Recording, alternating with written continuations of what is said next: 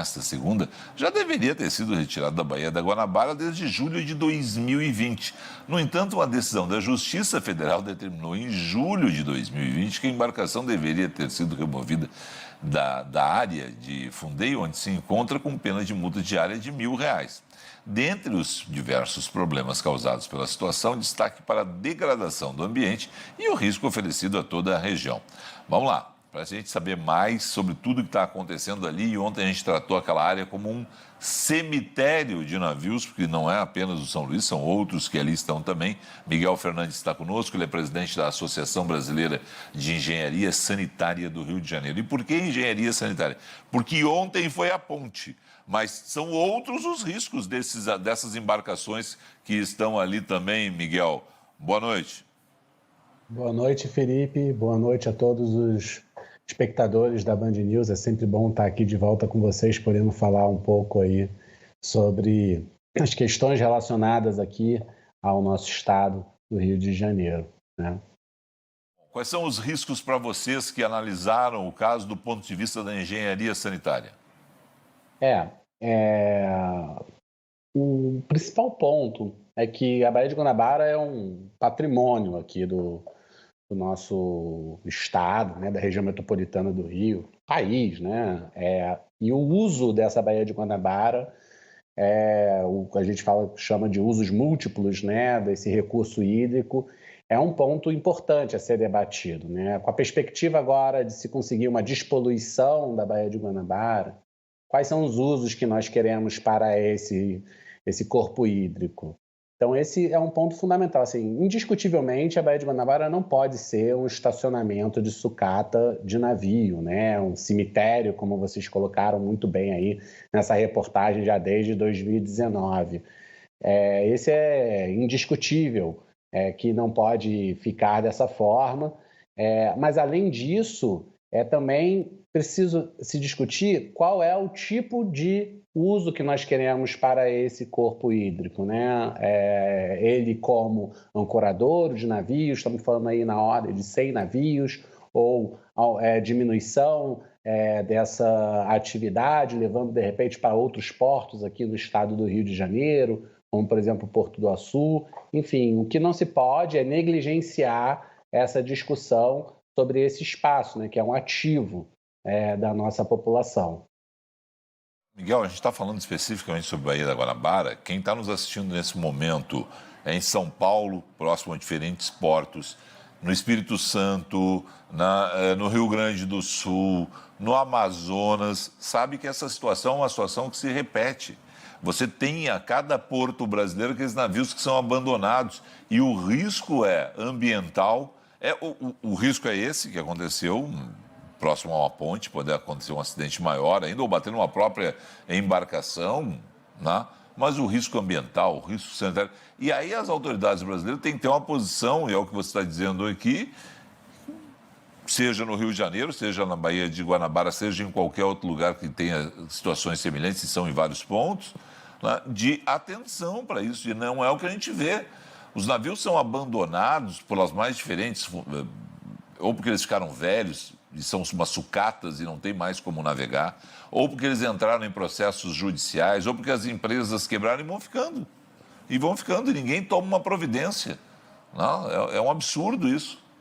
E existe um sombreamento, muitas vezes, aí nessa discussão legal, e existem estratégias que podem ser utilizadas para isso, né? É um passivo ambiental que representa esses navios, um risco à sociedade, né? Imagino que ninguém acordou ontem pensando, nossa, Ponte Rio-Niterói pode cair. Graças a Deus isso não aconteceu, mas poderia ter acontecido, é dessa forma que tem que ser encarada.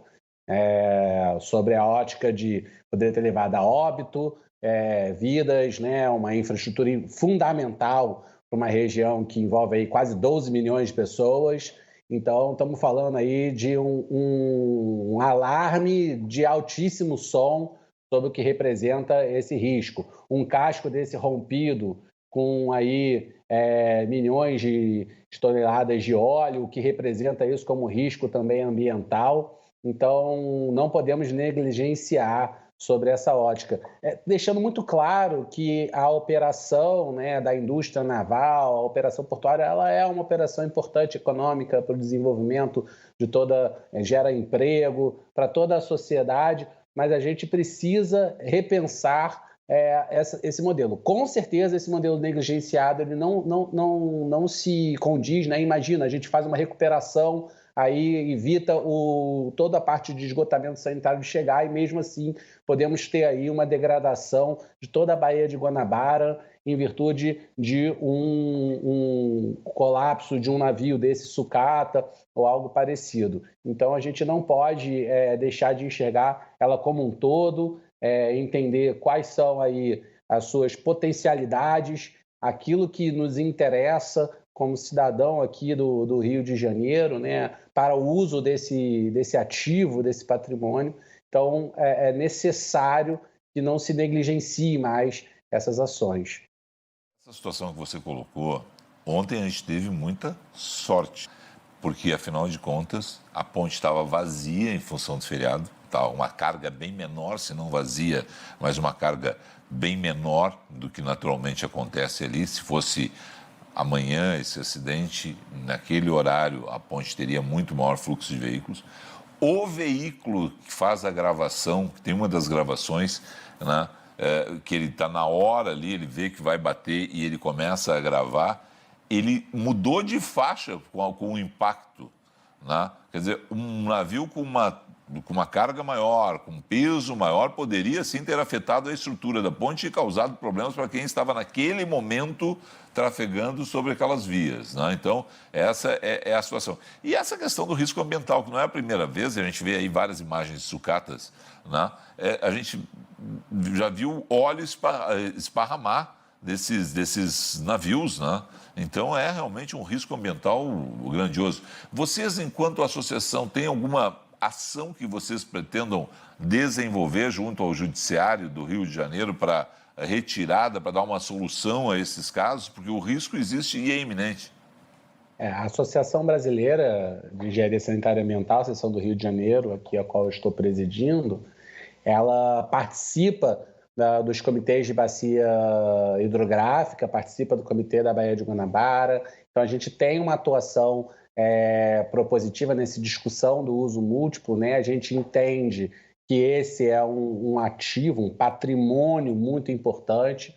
A gente defende, sim, que os diversos interesses possam ser aí congregados nesse espaço, mas a gente enxerga aí um potencial muito forte, né? Tem estudos na área falando sobre o ganho aí de bilhões previstos com a despoluição da Baía de Guanabara para a população, aí, seja valorização patrimonial, seja redução de doenças, e a gente não pode permitir, né, que esse tipo de situação, o que é um alerta muito grande que está sendo dado nesse momento, seja mantido. Então, a associação ela tem seu lado jurídico também, e a gente vai acompanhar aí também essa discussão, porque nos importa, o que realmente a gente quer é uma Baía de Guanabara despoluída, recuperada e que a população possa utilizá-la aí da melhor forma possível dentro desse grande ativo que nós temos aqui. Obrigado a você, vamos acompanhar tudo isso. Por favor, nos mantenha informados sobre as diferentes ações, porque a gente tem que ficar permanentemente cobrando das nossas autoridades soluções para esse caso. No Rio de Janeiro e em todos os locais onde a gente tem situações semelhantes, e não são poucos os locais do Brasil afora. Muito obrigado, sucesso aí. Perfeito, Felipe, eu que agradeço. É sempre bom estar aqui de volta com vocês na Band News.